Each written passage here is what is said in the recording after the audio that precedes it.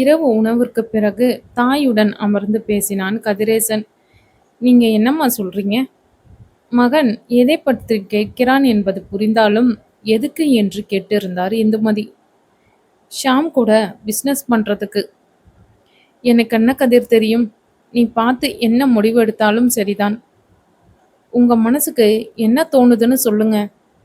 ஷாம் பார்த்தா ரொம்ப நல்ல விதமா தான் தெரியிறான்.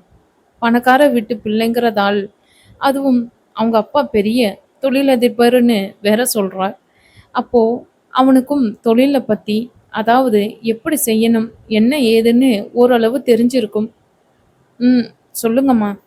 இல்ல, பொறுப்பில்லாம பாதியில விட்டுட்டு போறது, பணத்துக்காக பார்த்து சுயநலமா முடிவுகளை எடுக்கிறதுன்னு கெட்ட எண்ணங்களை எல்லாம் ஷாமுக்கு வராதுன்னு சொல்றேன். சரிதான். அதோட 100% அக்கவுண்ட்ல தானே செய்யப் போறோம்மா. அப்புறம் என்ன கதிர்? தாராளமா நடக்க வேண்டியத பாரு. என்ன கதிர்? இருந்தாலும் ம்ஹும். துணிஞ்சு இறங்குப்பா. அதான் எல்லாமே நமக்கேத்த மாதிரியே நடக்கப் போகுது. எதுக்கு தயங்கணும்? முதல்ல இந்த நேரம் பார்த்து ஷாம் எதுக்கு நம்ம கண்ணுல படணும்? அவனும் இதையே கேட்கணும். ஏன்னா எல்லாமே நல்லதுக்கு தான் என்று மனதில் பட்டதை சொல்லியிருந்தார் இந்துமதி. அதோட நீ மட்டும் தனியா செஞ்சா என்னதான் முயற்சி செஞ்சாலும் ஒரு குறிப்பிட்ட அளவுக்கு மேல முடியாது. அதுவே 2 பேர் முயற்சிகளும் இணையும் போது உழைப்பு, முதலீடுன்னு எல்லாத்தையும் தான் சொல்றேன். பொறுப்புகள பிரிச்சுக்கலாம். ஒரு யோசனை வந்தாலும் மனம் தளராம தொடர்ந்து மேலே போகலாம். என்ன கதிர்?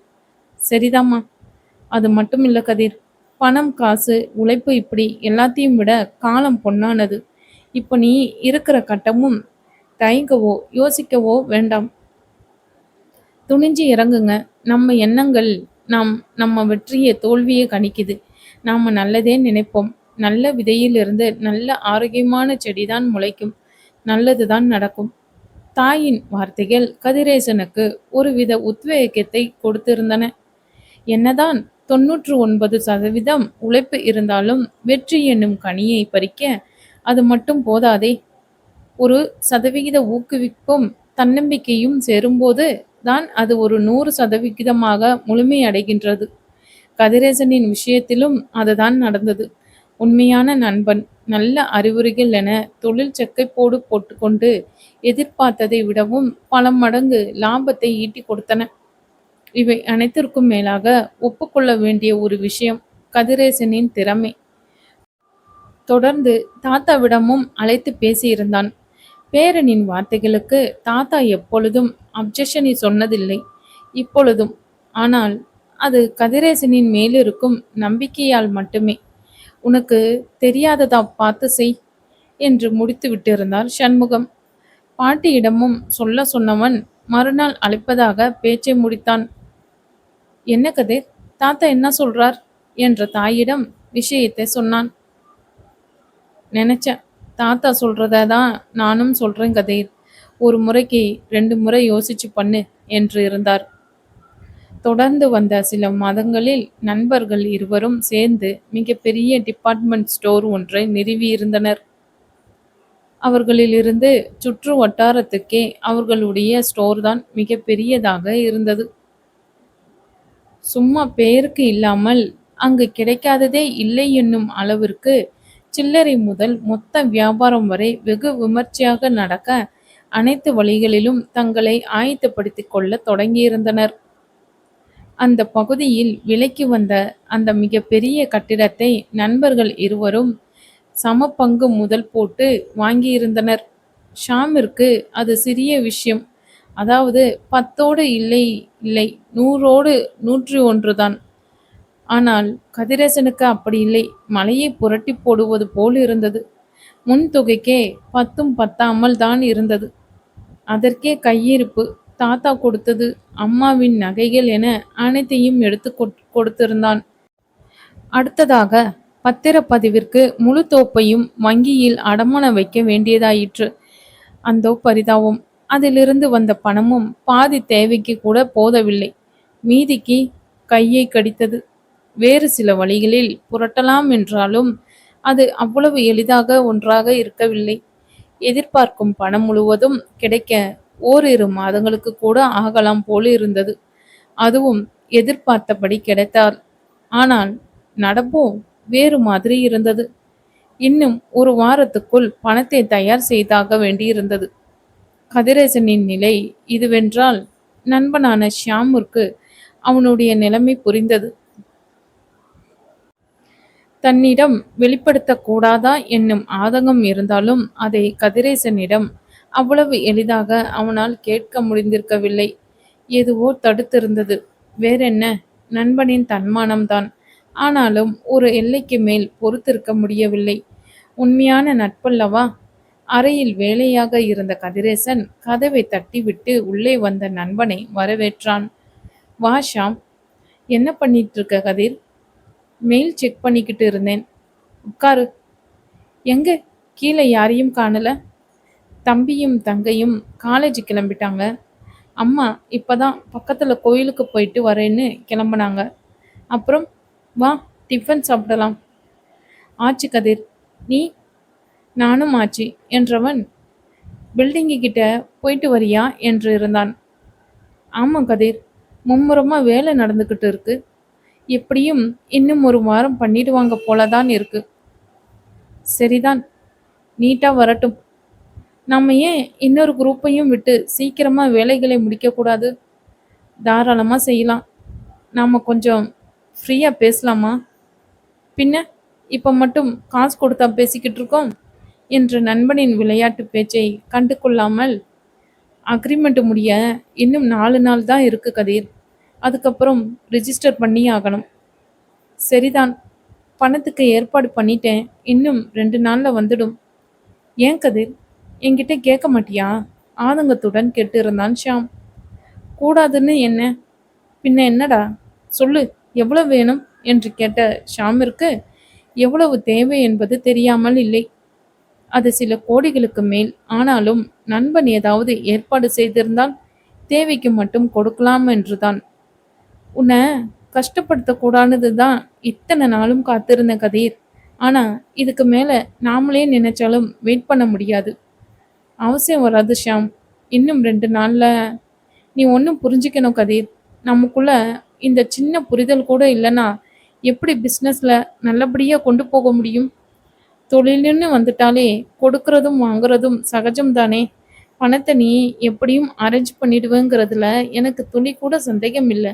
என் ஆதங்கம் எல்லாம் அந்த பணத்தை நீ ஏன் என்கிட்ட வாங்கிக்க கூடாதுங்கிறது தான். எப்படியும் வெளியேயும் இன்ட்ரெஸ்ட்டுக்கு தானே வாங்க போற. அதை நான் தரேன். பின்னாடி நம்ம பிஸ்னஸ் டெவலப் ஆனதுக்கப்புறம் எனக்கு கொடுத்துரு. உனக்கு எதுக்கு ஷாம் வீண் சிரமம்? அதோட இது நல்லாவும் இருக்காது. எதுடா நல்லா இருக்காதே? நீ இன்னும் 1% கூட மாறவே இல்லை. முதலா படிக்கும்போது பார்த்தப்போ எப்படி இருந்தியோ அதே மாதிரி தான் இன்னும் இருக்க. இது என்னடா வம்பு? தினம் தினம் மாறிக்கிட்டா இருப்பாங்க. ம். எதையும் ரசிக்கிற மூட்ல நான் இல்லடா. சீரியஸா பேசிக்கிட்டு இருக்கேன். ஒரு 2 நாள் தானே, எத்தனை நாளுங்கிறது இல்லை விஷயம். நான் சொல்ற, நல்லா கேட்டுக்கோ. உன் பங்கு பணத்தை நான் ஒண்ணா செட்டில் பண்ணிடுறேன்.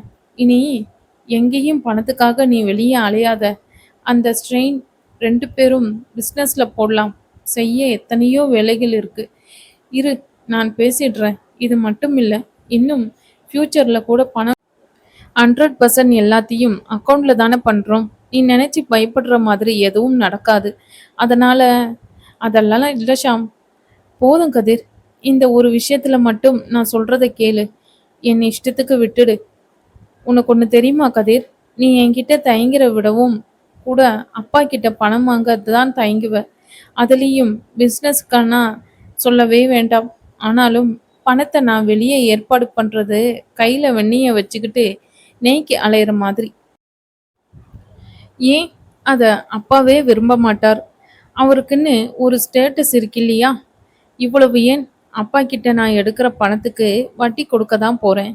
அவரை பொறுத்த வரைக்கும் உனக்காக நான் எடுக்க போறது எனக்காக எடுக்கிற மாதிரி தான். அதனால இந்த பண விஷயத்துக்காக பார்த்து நாம பொன்னான நேரத்தை வீணடிக்காதடா என்று இருந்தான் ஷாம். அதோட பிஸ்னஸ்ல நீ எடுக்கிற ரிஸ்க்கு கம்பேர் பண்ணும்போது என்னோடதும் அதுல துளி கூட குறைஞ்சதில்லை கதிர். அப்படி சொன்ன ஷாமை பார்த்தான் கதிரேசன். எப்படின்னு பார்க்குறியா?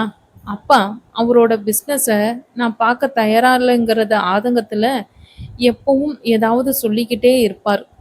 லாஸ்ட் 1 இயராகவே தனியாக ஏதாவது பண்ணணும்னு அப்பா கிட்ட நான் சொல்லும் போதெல்லாம், சரிதான், பட்டு வந்தாதான் உனக்கு புரியும், ஏதோ செய், பணம் எவ்வளவு போனாலும் அதை பற்றி எனக்கு கவலை இல்லை, ஆனால் நீ இன்றைய நிலவரத்தை புரிஞ்சிக்க அது உதவும்.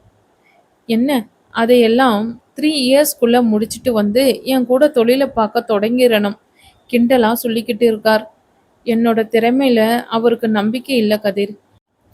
ஏன், எனக்கு திறமை இருக்குங்கிறத நம்பவே அவர் தயாரா இல்லை.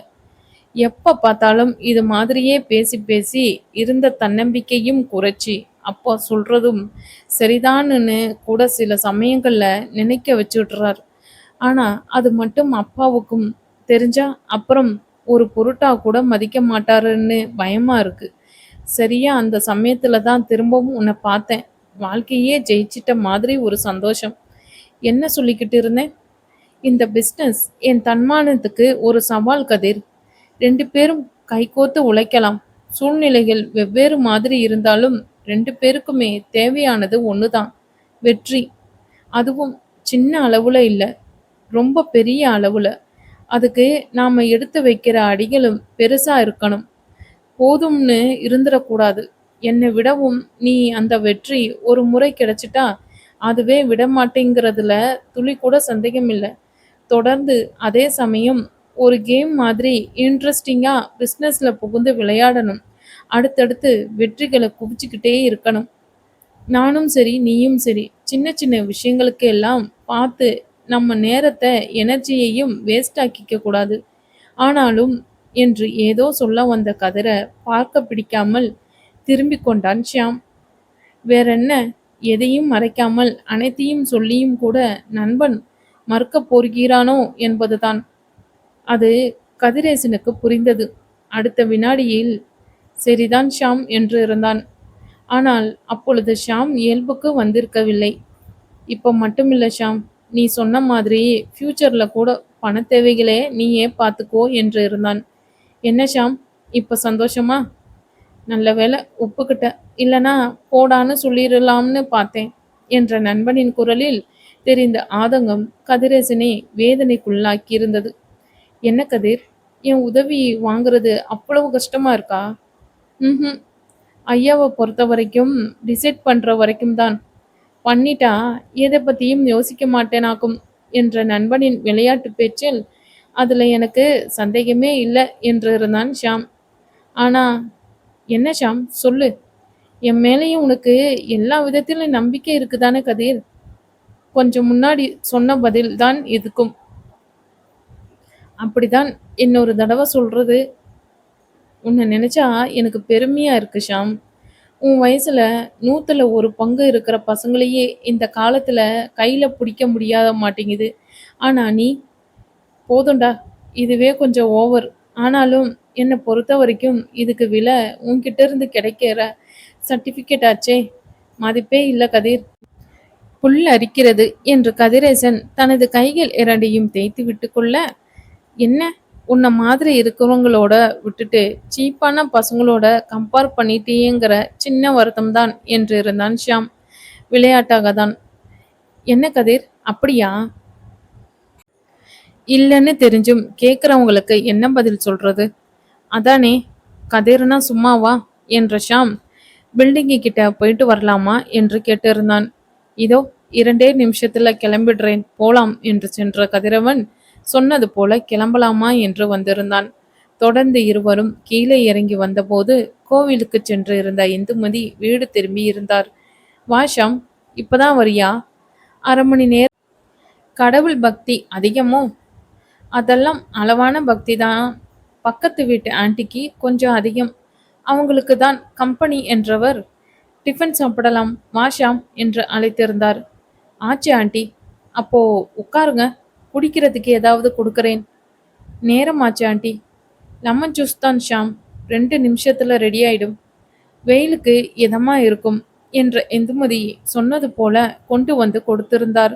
வாவ், லெமன் ஜூஸ் இவ்வளவு டேஸ்டா? அவ்வளவு நல்லாவா இருக்கு? ஆமா ஆண்டி என்றவன், நீ குடுத்து வச்சவன் கதிர் என்று இருந்தான். ஏன்? அங்க உன் வீட்ல எல்லாமே சர்வன்ட் தான்.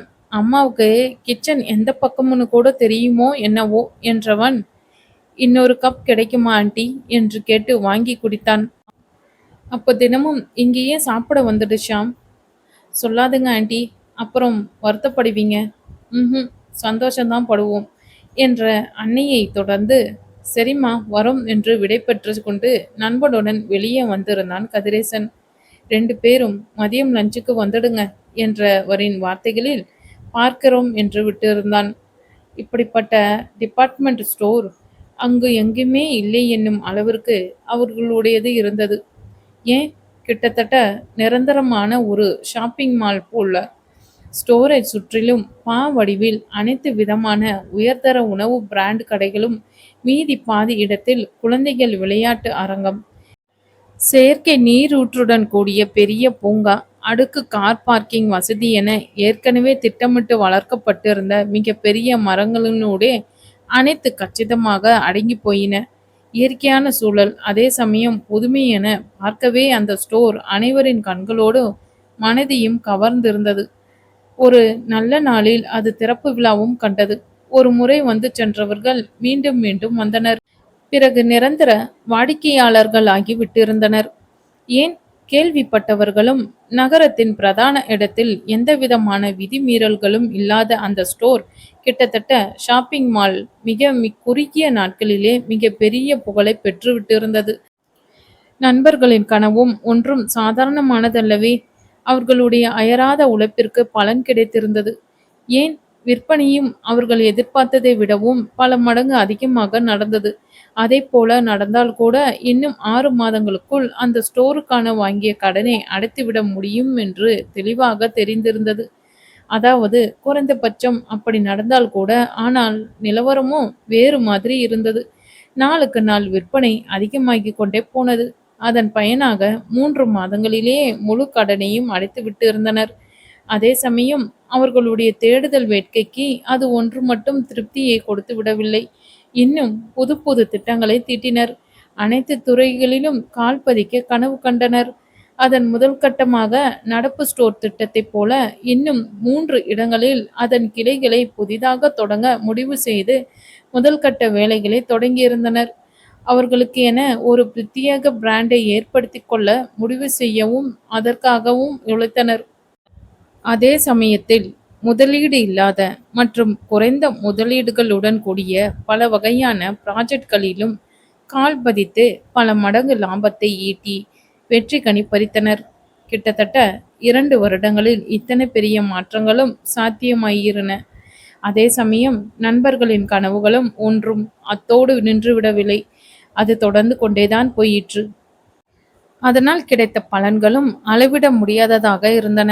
பல்லாண்டுகள் அனுபவத்துடன் கூடிய தேர்ச்சி பெற்ற வல்லுநர்களைப் போல அநியாயமாக அவர்கள் தொழிலை நடத்திய விதமும், அதனால் கிடைத்த லாபத்தை மீண்டும் மீண்டும் புத்திசாலித்தனமாக செய்த முதலீடுகளும் என நண்பர்களின் வெற்றி பாதை எல்லையற்று நீண்டு கொண்டே போனது. அதை நின்று திரும்பி பார்க்கவோ, ஏன் நினைத்து பார்க்க கூட நண்பர்களுக்கு நேரம் இருக்கவில்லை. அதற்காக அவர்கள் இருவரும் பார்த்து கொள்ளவோ பேசிக்கொள்ளவோ இல்லை என்றில்லை. அடுத்தடுத்து செய்ய வேண்டியதை பற்றி பேசவும், பிறகு அதற்காக இரு வேறு பாதைகளில் ஓடவும் நேரம் சரியாக இருந்தது. மேலும் 6 மாதங்களுக்கு கூட அப்படியே ஓடிவிட்டு இருந்தன. அன்று பண்டிகை நாள். நண்பர்கள் இருவருக்குமே சற்று ஆசுவாசமாக அமர்ந்து பேச நேரம் கிடைத்திருந்தது. உன் வீட்ல எல்லாரும் ஊருக்கு போயிட்டாங்க போல இருக்கு கதிர். ஆமா ஷாம், நீயும் போயிருக்கலாம் இல்லையா? அதை விடு, பண்டிகைக்கு உன் வீட்டில் என்ன ஸ்பெஷல்? அப்பா உன்னை டின்னருக்கு கூப்பிட்டார் கதிர். அவரே உனக்கு ஃபோனில் அழைப்பார். ஆனால் அதுக்கு முதல்ல நீ ஃப்ரீயாக இருக்கியான்னு தெரிஞ்சுக்கிட்டு அப்பாயின்மெண்ட்டு கொடுத்தேன்னா. என்னடா நக்கலா? அதுதானே உண்மை. இன்னைக்கு அப்பாயின்மெண்ட் இல்லாமல் யார் உன்னை பார்க்க முடியும் சொல்லு? சரிதான், அப்போ இனிமேல் உன்னை பார்க்கணும்னாலும் அப்பாயின்மெண்ட் வாங்கிக்கிறேன். சரிதான் விடு கதிர். நம்ம வளர்ச்சியை பற்றி தான் பேச வந்தேனே தவிர கிண்டலுக்காக இல்லை. பேசி கொண்டது போலவே கதிரேசன் அன்று நண்பர் ஷாமின் வீட்டிற்கு இரவு உணவுக்கு வருவதாக ஏற்பாடாயிற்று. ஷாமின் தந்தை ரகுராமும் கதிரேசனுக்கு அழைத்து பேசியிருந்தார். மாலை 6 மணிக்கு நண்பனின் வீட்டை வந்து அடைந்திருந்தான் கதிரேசன். வந்தவனை வாசலுக்கே வந்து நண்பனும் அவனுடைய தந்தை ரகுராமும் வரவேற்று வீட்டிற்குள் அழைத்துச் சென்றனர். நண்பர்கள் இருவரும் தொழிலில் களம் அமைத்த அந்த 2.5 வருடங்களில் ஷாமின் தந்தையை இப்படி ஆற அமர சந்திப்பது இதுவே முதல் முறை. எப்படி இருக்கீங்க அங்கிள்? ஃபைன், பரவாயில்ல. சொன்ன நேரத்துக்கும் 10 நிமிஷத்துக்கு முன்னாடியே வந்துட்டியே என்றவரை இயல்பாக சிறு முறுவலுடன் பார்த்தான் கதிரேசன். கதிரேசனை பொறுத்தவரை அவர் எப்பொழுதுமே அப்படித்தான். யாரையும் காக்க வைப்பதோ நேரம் தவறுவதோ அவனுக்கு பிடிக்காது. அதே சமயம் அதை ஒரு பெருமையாக எடுத்துச் செல்லவும் பிடிக்கவில்லை. ஷாம் தான் இருந்திருந்து தனது நண்பனிடம் இப்படி ஒரு கேள்வியா என்பதைப் போல மனதிற்குள் ரசித்து கொண்டான். உனக்கு எப்படி டேங்க்ஸ் சொல்றதுனே தெரியல கதிரேசன் என்ற ரகுராமை பார்த்தான் கதிரேசன். என்ன பார்க்குற ஷாம்? இந்த அளவு ரெஸ்பான்சிபிள் பர்சனா மாறுவான்னு நான் நினைச்சு கூட பார்க்கல என்ற தந்தையை தொடர்ந்து நண்பனை பார்த்தான் ஷாம். தந்தையின் பேச்சு அவனுக்கு பிடித்திருக்கவில்லை. நண்பன் கதிரேசனிடம் மறைக்க ஒன்றுமில்லைதான் என்றாலும் ஒன்றுமில்லாத சிறிய விஷயத்தை பெரிதுபடுத்துவது போல் இருந்தது. அது கதிரேசனுக்கு புரிய தவறாக தெரியாத வண்ணம் வெகு இயல்பாக பேச்சை மாற்றியிருந்தான். உங்களை பார்க்குறதே குதிரை கொம்பா இருக்கும் போல் இருக்கே அங்கிள். நானும் எத்தனையோ முறை உங்களை பார்க்க முயற்சி செஞ்சேன் என்றவனிடம், நீ முயற்சி செஞ்சியா என்று கேட்டிருந்தான் ரகுராம். ஆமா அங்கிள். எதுக்கு? உங்க இன்வைட் பண்றதுக்கு தான். சரிதான், அது ஷாமியே சொன்னான். அதோடு ஃபார்மாலிட்டிஸ் எல்லாம் எதுக்கு கதிரேசன் என்றவர், ஏதோ நல்ல நேரம், நீங்க தொட்டதெல்லாம் தொடங்குது. ஆனா இதே நிலையில எப்பவும் தொடரும்னு மெத்தனமா இருந்துராதீங்க என்று சிறு ஏளத்தனத்துடன் சொல்லியிருந்தார். அல்லது தனக்குத்தான் அப்படி தோன்றுகிறதோ? இதை கூட ஏன் சொல்றேன்னா, வெற்றிகளுக்கு பின்னாடி வர தோல்விக்கும் பலம் அதிகம். அது நம்மளை ஒட்டு மொத்தமா தோலை வச்சிடும். ஏன் சொல்றேன்னா, நீங்க எடுத்த எத்தனையோ ஸ்டெப்ஸ்ல ப்ளஸ்ஸை விட மைனஸ் தான் அதிகமா இருந்ததை நான் பார்த்தேன். உழைப்பு திறமையை விட முயற்சின்னு எல்லாமே இருந்தாலும் எத்தனை பேருக்கு வெற்றி கிடைச்சிடுது? உங்க நல்ல நேரம்தான், வேற என்ன என்றவர். மற்றபடி பார்த்தா உங்களுக்கு ஒரு ராயல் சல்யூட் வச்சே ஆகணும் என்று இருந்தார். தந்தையின் குணம் ஷாம் அறிந்ததுதான். ஆனாலும் பண்டிகை நாள் அதுவுமாக நண்பனை வர சொல்லிவிட்டு இப்படி பேச வேண்டுமா என்று இருந்தது. இந்த மாதிரி தலையை சுற்றி காதை தொட வேண்டுமா? நேரடியாகவே ஒரு வார்த்தை பாராட்டி இருக்கலாமே என்று ஆதங்கத்துடன் எண்ணிக்கொண்டான். ஆனால் கதிரேசனுக்கோ ரகுராமின் வார்த்தைகள் தவறாக தோன்றியிருக்கவில்லை. அவருடைய அனுபவத்திற்கு தக்கபடி பேசியிருக்கிறார் என்பதும் புரியாமல் இல்லை. எப்பொழுதுமே ஒருவரிடம் இருக்கும் திறமையை பாராட்ட வேண்டும்தான். ஆனால் அதுவே தலைக்கணத்தையோ அல்லது பொதும் என்ற மனப்பான்மையையோ தந்துவிடக்கூடாது.